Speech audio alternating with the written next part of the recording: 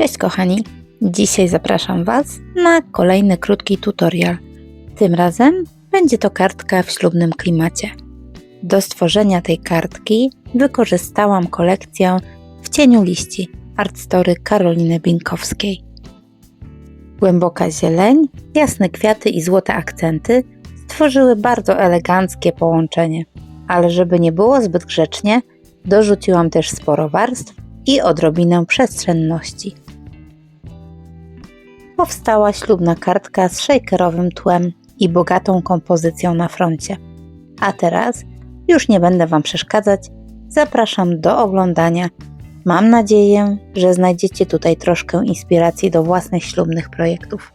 Pozdrawiam serdecznie, Ula Piątkowska.